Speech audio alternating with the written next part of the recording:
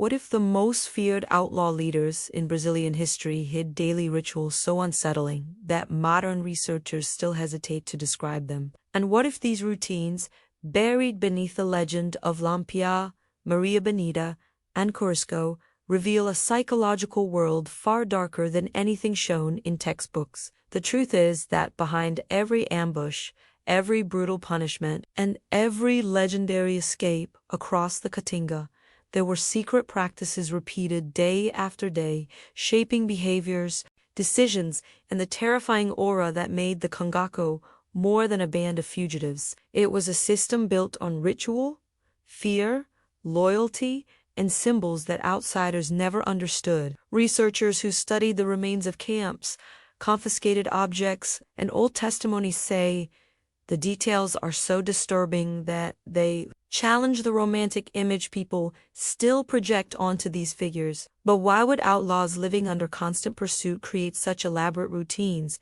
and what were they trying to protect or control with them? That question opens a door into a part of Brazilian history that feels almost forbidden to examine, because it exposes how ritual and brutality blended into a single tool of survival. As scholars trace the footprints left in the sands of old hiding places, they see patterns repeating like coded instructions, suggesting that these leaders were not improvising chaos, but following a calculated structure rooted in fear, superstition, and dominance. Some of these rituals point to psychological conditioning, others to spiritual protection, and others to pure intimidation crafted to keep followers obedient. Yet there are accounts hinting at something deeper, almost performative, as if each gesture was part of a stage set where life and death were probes in a daily theater of authority. This is where the story begins to twist, because those who dig into these routines realize that what seemed like random brutality was often choreographed, and what seemed like loyalty was frequently enforced through ritualized humiliation. Even the way they prepared for each day, from dawn movements to coded signals, suggests an unseen logic that only makes sense when you look at these leaders not as criminals, but as orchestrators of a world governed by fear and meaning. And if the objects they carried, the prayers they whispered, and the symbolic acts they performed held more power in shaping their identity than the guns they wielded, then understanding these rituals becomes essential to uncovering who they truly were. Researchers insist that the clues are there, scattered in testimonies whispered by survivors, in artifacts preserved by chance, in stories once dismissed as superstition. But the most shocking part is that these practices were not occasional. They were daily. They were intentional, and they were designed to maintain control over both their men and their own unraveling minds. Something that becomes clearer as we move deeper into their written words. If any of this resonates with you or sparks a memory of stories you have heard, share your thoughts in the comments. Leave a like to support this kind of investigation, and check if you are already subscribed so you do not miss what comes next. Because what you are about to discover may challenge everything you thought you knew about these outlaw leaders as we continue unfolding the layers that shape their dark routines.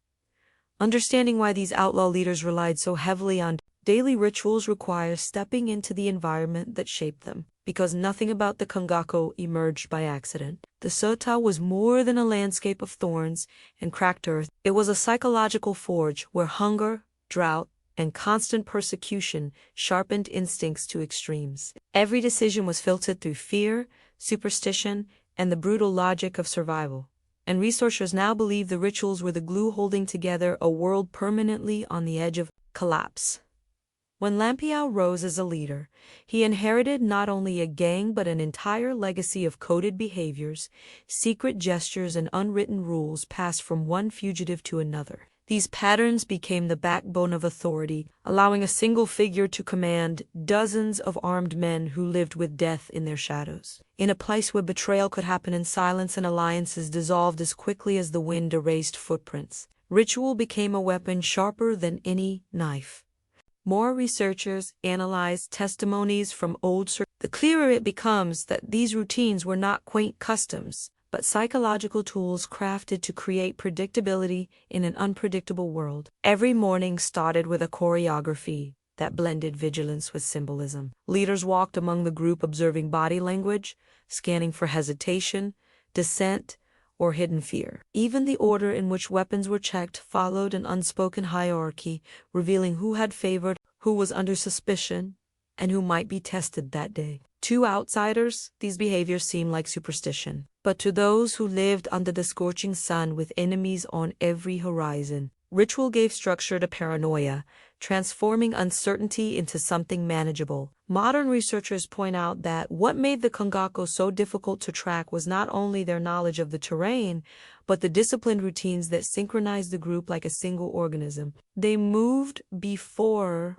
dawn not simply to avoid patrols, but because the early hours carried symbolic meaning, a moment when the spiritual world was believed to be more active and protective. According to surviving accounts, leaders often performed quick gestures or whispered phrases that served as both blessing and command, a subtle signal that the day had begun and everyone needed to align themselves mentally with whatever danger waited ahead. These gestures echoed through the ranks, reinforcing roles, power, and the invisible lines separating leader from follower. But what stands out most to historians is the contradiction at the heart of these rituals. They offered comfort while simultaneously deepening the psychological grip of the leader. By making the group dependent on ritual for emotional stability, leaders ensured that obedience felt natural, even necessary. This dynamic helps explain how men who lived under extreme hardship remained loyal despite the constant possibility of death. Those routines soothed their fears while binding them tighter to authority, creating a cycle that modern research is compared to the psychological conditioning seen in high-control groups around the world. And yet, for all the structure these rituals created, the details of how they unfolded still raise questions. Why were certain symbols chosen? Why did some routines remain unchanged for years while others evolved mysteriously depending on which leader held power? The deeper historians dig, the more they sense that these behaviors were shaped not only by practicality, but by something more elusive, something tied to identity and myth. And it is in this intersection of fear, faith, and psychology that the next layer of their daily rituals begins to unfold with unsettling clarity, revealing how the beginning of each day was only the first step in a much darker sequence of actions waiting to be uncovered. As the first light crept across the Katinga, the daily choreography of the band took on a sharper, almost ritualistic precision. This was the moment when every man watched the leader not just for instruction, but for subtle cues that shaped the entire day. Modern researchers examining survivor testimonies note that leaders like Lampiao used the early hours to test loyalty in ways so understated that only those trained to notice the smallest gestures understood their meaning. A slight pause before acknowledging a follower, a direct glance that lingered a fraction longer than expected, or even the choice of who received the first order of the day could set the tone for the group. These seemingly minor actions formed an invisible script that kept everyone alert, uneasy, and attuned to the leader's moods, reinforcing a psychological hierarchy that reached far deeper than any shouted command. What fascinates scholars is how these morning rituals blended cold practicality with symbolic weight. A leader moving silently among the men, adjusting a cartridge belt here, or inspecting a rifle there, was not simply checking equipment. He was reinforcing the idea that survival depended on vigilance and that he alone held the authority to define what vigilance meant. Some testimonies describe how leaders would intentionally delay departure for reasons that appeared superstitious to outsiders, waiting for a particular bird call or a shift in the wind before signaling movement. These moments created an atmosphere where the men believed the leader perceived dangers invisible to them, granting him an almost prophetic status. Whether these choices were intuitive, strategic, or calculated manipulation remains debated, but their impact on group cohesion is undeniable. Even the layout of temporary camps reveals hints about these morning routines. Researchers studying old hideouts found evidence suggesting that the positioning of hammocks, supply bags, and lookout posts followed patterns too consistent to be random. It appears that these arrangements allowed the leader to maintain constant awareness of who slept lightly, who stirred anxiously, and who displayed unusual confidence or fatigue. This subtle surveillance fed into the morning evaluations, helping the leader decide who could be trusted with critical tasks that day. Over time, these practices turned the group into something resembling a moving organism, each member calibrated to respond instinctively to the leader's smallest motion. But behind the apparent discipline lurked a psychological tension that defined life within the Conga. Modern criminologists argue that these rituals functioned as both preparation and control, strengthening the leader's authority while reminding the men of the dangers they carried within themselves. The fear of ambush, betrayal, and retribution never faded. Leaders amplified this fear by weaving it into routine, ensuring that anxiety sharpened reflexes but also deepened dependence on authority. Some accounts mention quiet morning conversations, spoken in fragmented phrases, as if the leader was testing how each man processed the previous day's events,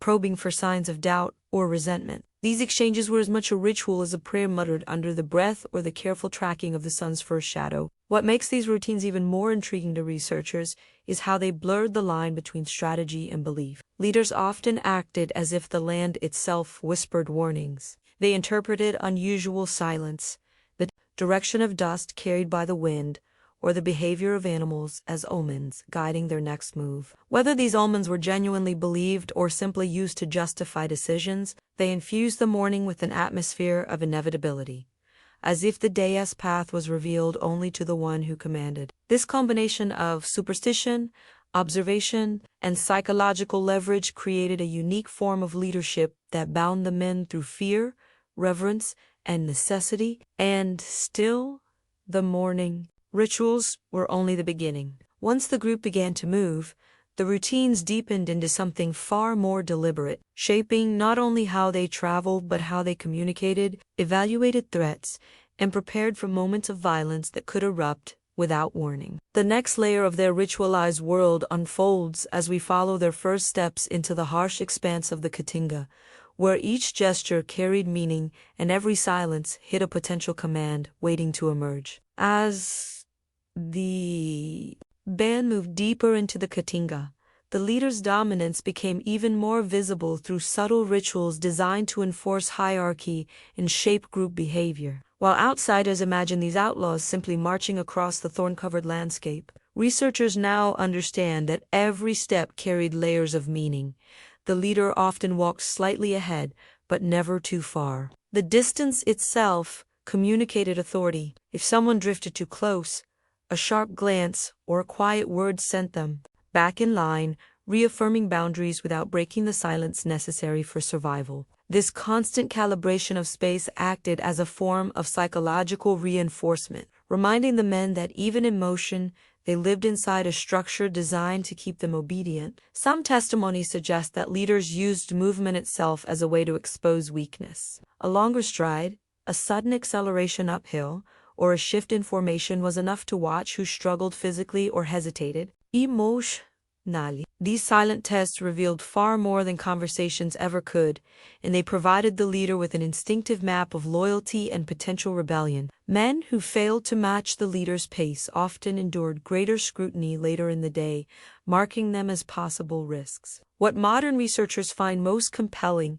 is that none of this was random. The leader's awareness seemed to operate on two levels, one rooted in survival instincts honed by years in the search, another grounded in a deeper understanding of human behavior. It created a dynamic in which every member sensed they were being evaluated even when nothing was said. But the most disturbing aspect of these rituals came through small acts of dominance that scholars describe as controlled humiliation. These were not explosive punishments or dramatic confrontations. Instead, they were woven into the fabric of daily movement. A leader might order a man to carry extra ammunition for no clear reason, or force someone to walk an unfamiliar route, knowing it increased the risk of injury. These actions appeared trivial but carried immense symbolic weight, reinforcing the idea that comfort, safety, and status were privileges granted by the leader alone. Survivors claimed that these gestures cut deeper than physical blows because they stripped away any illusion of equality within the group.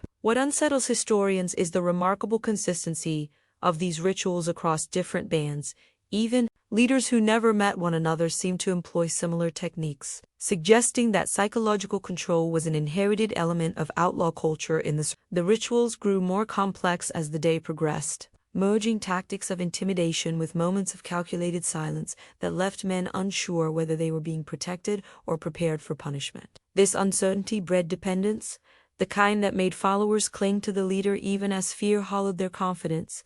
And as the group pushed forward through the harsh terrain, the weight of these routines shaped the mood of the entire day, setting the stage for the darker forms of discipline that would appear later. Still, the deeper researchers go into these dynamics, the more questions arise about how much of this behavior was intentional strategy and how much emerged from the leader's own insecurity. Some argue that the rituals served not only to control the men, but also to shield the leader from vulnerability, turning dominance into a ritual of self-preservation. Others believe the rituals evolved organically from the brutality of the environment, becoming a language understood by all without ever being spoken aloud. The truth likely lies somewhere between these interpretations, hidden inside a culture that thrived on ambiguity and fear. And as these unspoken rules continued shaping every interaction, they paved the way for the more severe rituals of discipline that would define the inner life of the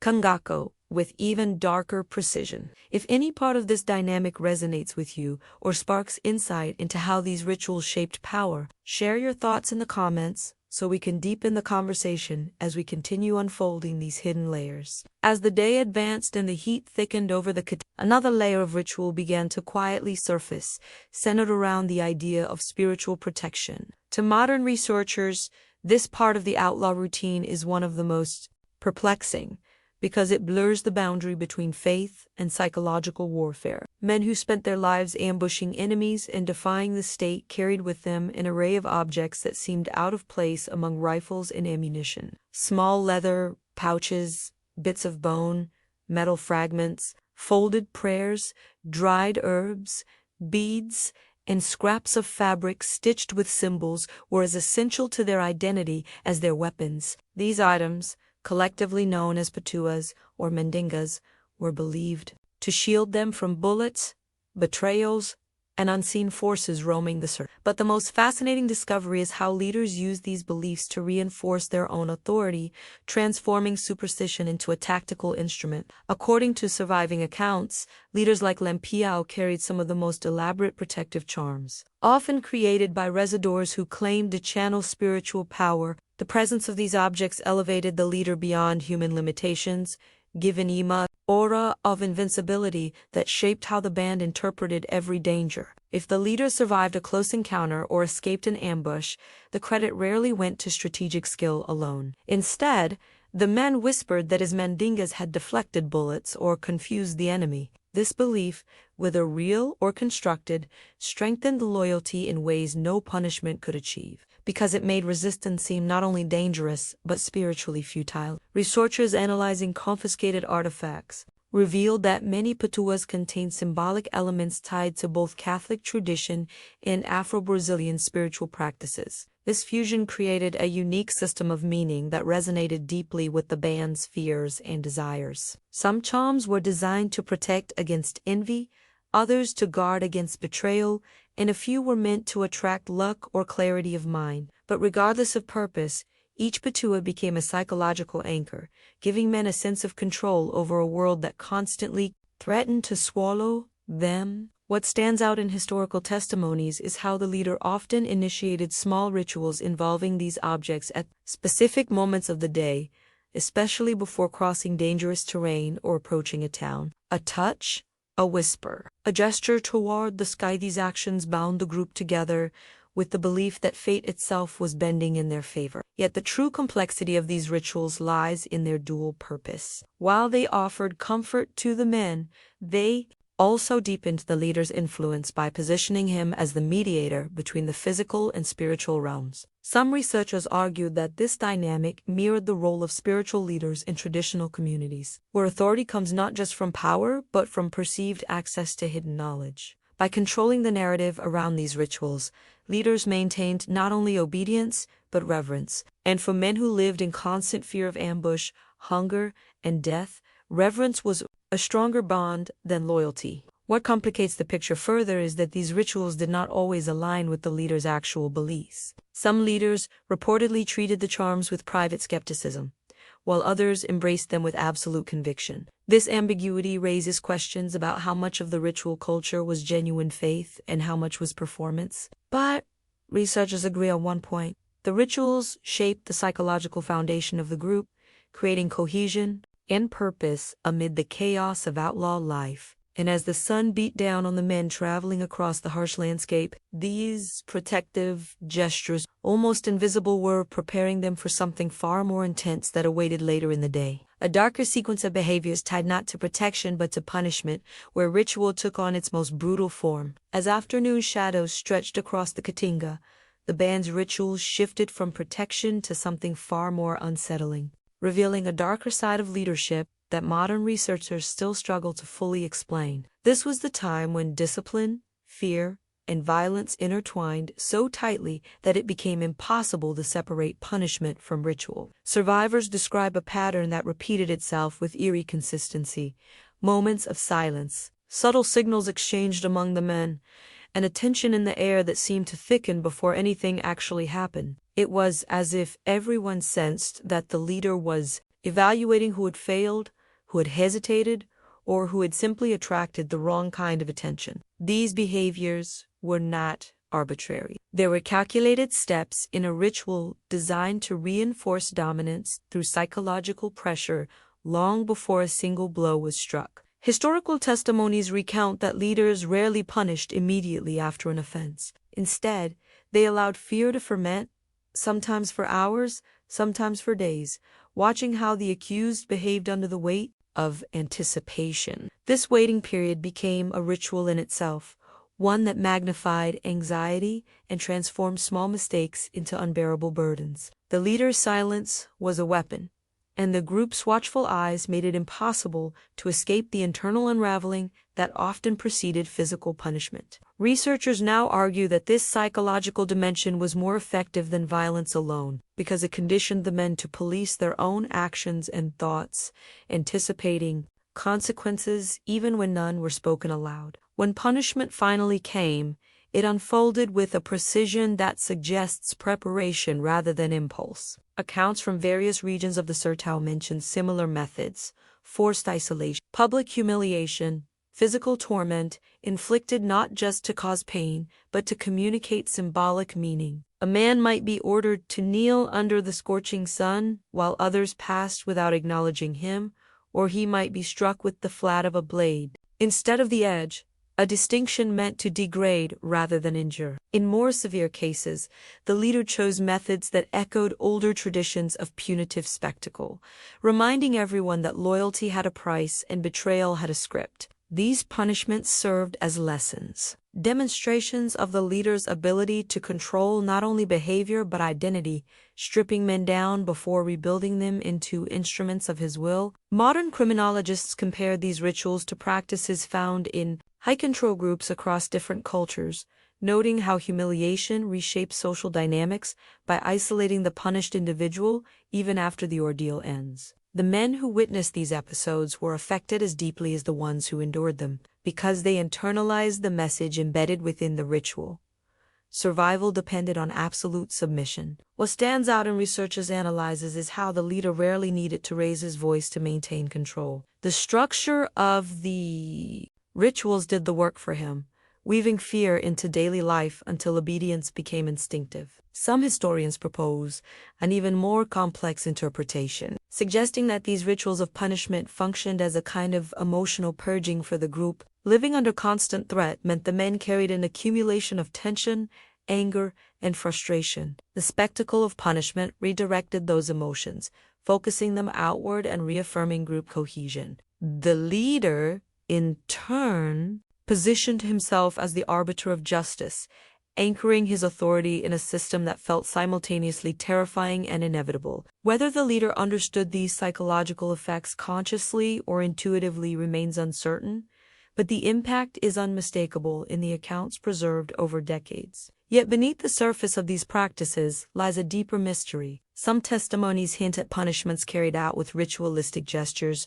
whispered phrases, or specific objects chosen for symbolic power rather than utility. These hints suggest a blending of spiritual belief and psychological coercion, as if the leader sought not only to control bodies, but to reshape the inner landscape of those who followed him. And as the Katinga darkened into early evening, these rituals marked the threshold between the visible order of discipline and the more intimate, emotional rituals that emerged when the band settled into camp for the night, revealing another layer of meaning waiting to be uncovered. As night approached and the band settled into temporary camps hidden among rocky outcrops or dense Katinga vegetation, the rituals shifted once again, now entering a more intimate realm where loyalty, affection, and jealousy played roles as dangerous as any weapon. Modern researchers examining accounts from former companions and families connected to the Kingako note that the emotional dynamics within the group were far more complex than the public mythology suggests.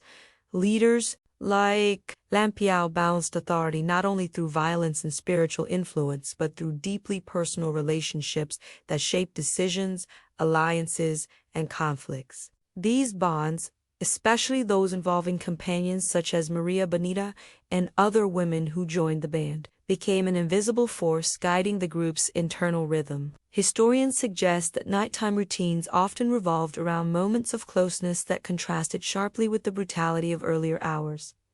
Couples shared whispered conversations, exchanged small tokens, and performed rituals of affection that offered comfort in a world defined by danger. But even these intimate moments carried layers of meaning tightly linked to power. The leader's relationship with his partner served as both emotional refuge and political symbol, reinforcing his image as a figure capable of commanding loyalty on multiple levels. Any disturbance in this balance, whether through jealousy, rivalry, or perceived disrespect, could trigger consequences that rippled through the entire group. Testimonies from descendants of former band members indicate that some leaders instituted nightly rituals meant to reaffirm trust between partners. These gestures ranged from simple acts of protection, such as sharing a blanket or a piece of food, to more symbolic behaviors meant to demonstrate exclusivity. Researchers find it striking how these rituals mirrored broader patterns of control within the group. Even personal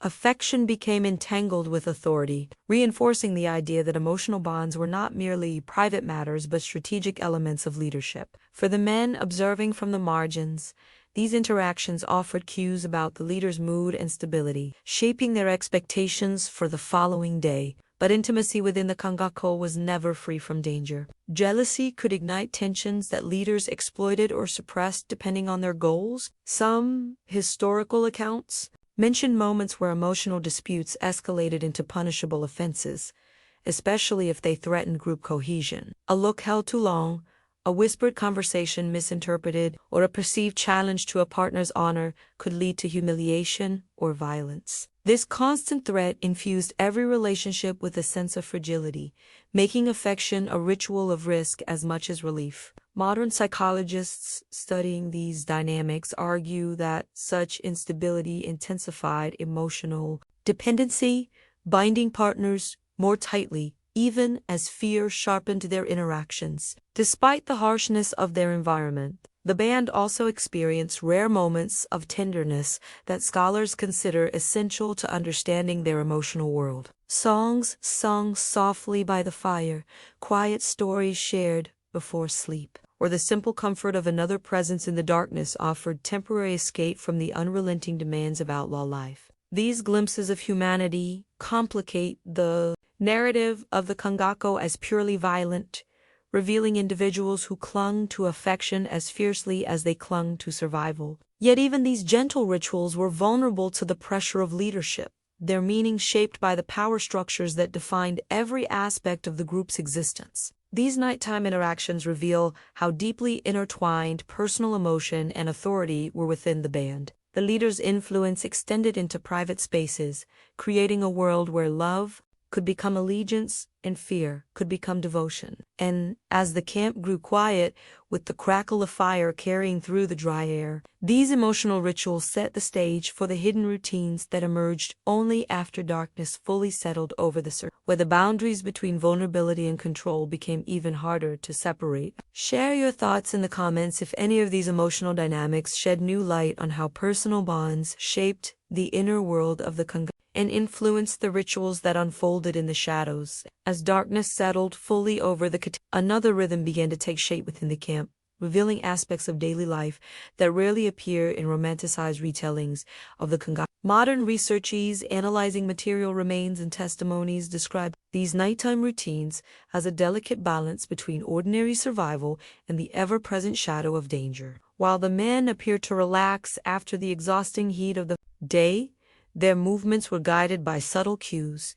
each action conditioned by habit and reinforced by years of living on the run. The process of preparing food, tending minor wounds, or organizing supplies became part of an unspoken ritual that held the group together through repetition and familiarity. Contrary to legend, their meals were rarely lavish feasts. Instead, they consisted of whatever could be acquired quickly: dried beef, farenia, small cuts of hunted animals, or food taken from settlements visited earlier. Yet even these simple moments carried ritual significance. The order in which food was distributed, who received the first portion, and who waited until the end mirrored the hierarchy established during the day. The leader's decisions about sharing resources reinforced loyalty while signaling who stood in favor, who was being tested, and who had fallen under scrutiny. Researchers note that such gestures, barely perceptible in the moment, contributed to an intricate web of social understanding that shaped every interaction. Music, often described in nostalgic accounts as the softer side of outlaw life, also played a role in these nightly routines, but not always in the carefree manner portrayed in folklore. While it is true that some men carried rudimentary instruments and others sang to ease the strain of endless travel, historians suggest that these moments served a deeper purpose. Songs told stories of loss, betrayal, and longing, reflecting emotions the men were otherwise unable to express. The leader's response to these performances often carried symbolic weight. A gesture of approval could strengthen bonds, while silence or dismissal could communicate Even in moments meant to soothe, authority permeated the campfire atmosphere, shaping the meaning of each note and word. Rest itself was a ritual of vigilance. Hammocks were arranged in patterns that allowed the leader to monitor the camp with minimal movement,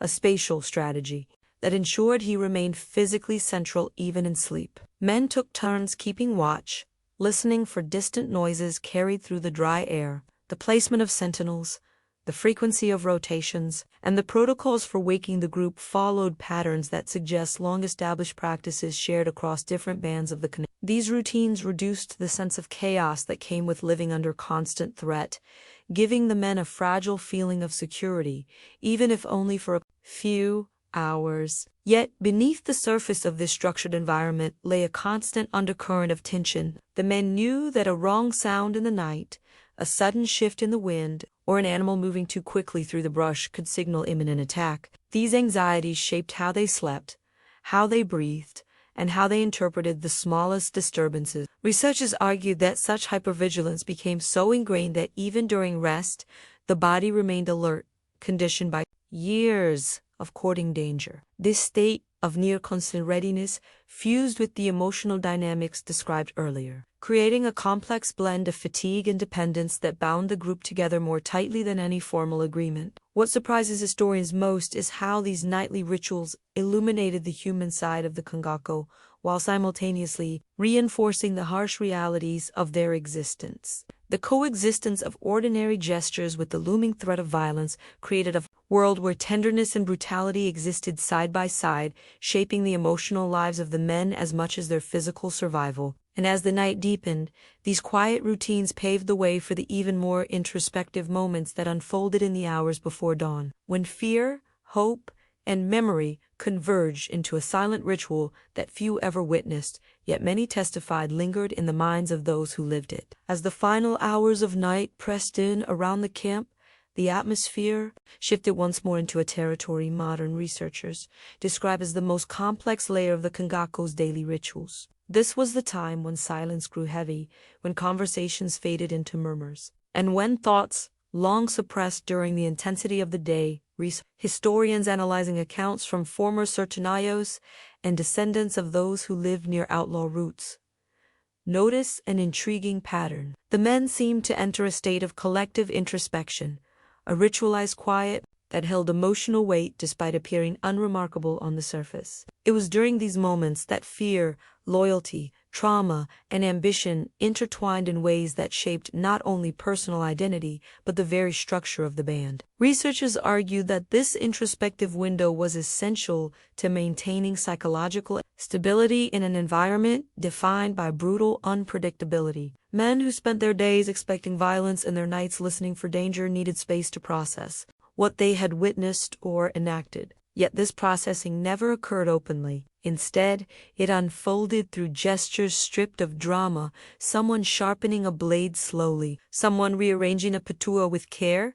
another tightening the knots of a hammock even though it held firm. These repetitive motions acted as anchors, grounding the individual in a reality where meaning was otherwise unstable. The leader, often awake longer than the others, observed these routines with an unreadable stillness, taking note of who displayed signs of unrest, who avoided eye contact, and who appeared too calm to trust. What fascinates scholars is how these late-night behaviors blurred the line between ritual and habit.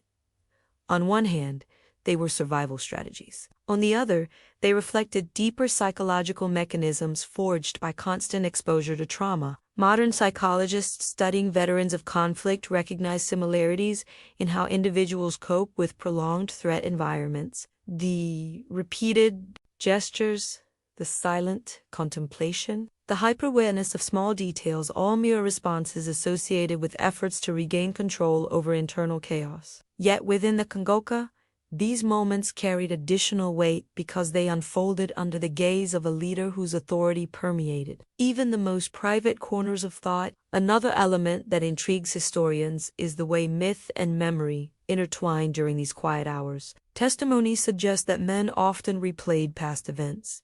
In their minds, not simply as a recollection but as a form of internal storytelling. They revisited battles where they proved their worth, losses that still burned, decisions that shaped their place in the group. Some muttered brief prayers for forgiveness or protection, merging personal guilt with spiritual fear. Others rehearsed narratives that reinforced their identity within the band, imagining themselves as indispensable or destined for greatness. These internal cycles of reflection were rarely spoken aloud, yet they influenced how each man reacted to the rituals of the coming morning. The leader's role in this process remains one of the most debated topics among researchers. Some accounts imply that leaders deliberately allowed this silence to deepen, understanding instinctively that men needed these hours to recalibrate their emotions. Others suggest that leaders interpreted the quiet differently, using it to assess the psychological state of the group, identifying fractures before they widened into threats. In either case, the leader's presence shaped the emotional texture of the night, a constant reminder that even introspection occurred within a structure defined by fear and expectation. Despite the apparent calm, these moments of reflection were not entirely peaceful. They carried an undercurrent of unresolved tension, a sense that everything held together by ritual could unravel without warning. The knowledge that dawn would bring new movement, new dangers, and new opportunities for judgment reinforced the weight of these internal rituals. And as the sky began to lighten once more, the band prepared to step back into the harsh reality of the surroundings, bringing with them the emotional residue of the night and the unspoken stories that lived in their minds, setting the stage for the final and most perplexing mysteries that continue to challenge modern researchers seeking to understand the hidden logic of their daily rituals. As dawn approached once again, and the first muted colors of morning spread across the Sertao, the final layer of these outlaw rituals surfaced in ways that continue to perplex modern research. This transition between night and day, a moment easily overlooked by those imagining the Kangako through legend alone, revealed how the band carried forward a sense of continuity that blurred the boundaries between past and present. The men rose slowly, not with the urgency of ambush or escape, but with a quiet solemnity, shaped by what they had endured internally during the night. Researchers examining patterns and testimony note that this was when fragments of memory, fear, and ritual seemed to stitch themselves back together, preparing each individual to re-enter the harsh demands of outlaw life. This reconstruction of identity, repeated every morning, acted as the invisible thread that held the group's psychological fabric intact. Historians argue that this morning atmosphere carried subtle but profound significance. While the routines resembled practical preparation, organizing weapons, adjusting clothing, ensuring supplies were secure, they also functioned as symbolic gestures that reassured the men they still belonged to a structure. Even the smallest acts, such as tying a bandana or tightening a cartridge belt, were infused with meaning shaped by repetition and tension. These patterns allowed the men to navigate their unstable world with a sense of order, even when every day threatened to bring disaster. The leader's presence during these moments was critical, not because he demanded attention, but because his silence reinforced that the rituals themselves were the foundation of survival. When researchers compare accounts from different regions of the Surtau, they find similar traces of meaning linked to the early hours. Some describe a brief pause when the group collectively scanned the horizon, an act that served both strategic and symbolic purposes. Others mention quiet murmurs of prayer or reflection, echoes of internal struggles that persisted beneath the rugged exterior of outlaw identity. These gestures were not formal ceremonies, yet they carried emotional weights strong enough to influence decisions, loyalties, and the willingness to face whatever dangers awaited beyond the next ridge. The band's unity, often credited to charismatic leadership or fear, also owed much to these daily reconstructions of self, where ritual acted as a bridge between chaos and coherence. But perhaps the most intriguing aspect for modern scholars is how these rituals contributed to the creation of myth. Each repeated action, each whispered phrase, each display of discipline reinforced the impression that the Kangako operated according to a hidden logic. Over time, this perception blurred the line between reality and legend, allowing future generations to imagine the outlaws as larger-than-life figures driven by mysterious codes. Yet, beneath the myth lies a human truth. The rituals gave men a way to survive emotionally in a world where loss, violence, and uncertainty defined every step. Understanding these subtle layers does not diminish the brutality of their actions but reveals the psychological mechanisms that enabled their endurance. Today, as researchers sift through artifacts, testimonies, and fragments of memory passed down through families, they continue to uncover questions rather than answers. Why did certain rituals persist across generations? How much of this behavior reflected genuine belief, and how much functioned as strategic performance? How did these practices evolve as leaders rose and fell, and what invisible threads connected their routines to the survival of the group? The deeper scholars dig, the clearer it becomes that these layers of ritual formed a hidden system that shaped not only the daily rhythm of the but also its legacy, leaving behind mysteries that remain unresolved even after decades of study. And if walking through these layers of ritual has given you new insight into the inner world of these outlaw leaders, feel free to share your thoughts in the comments using the phrase, "I am here until the end." If this exploration added value to your understanding of the Kangoko, consider subscribing and leaving a like so the conversation can continue to grow. There is a video here that deepens these themes even further. So if you want to keep unraveling the hidden truths behind these historical shadows, follow me there and continue the journey.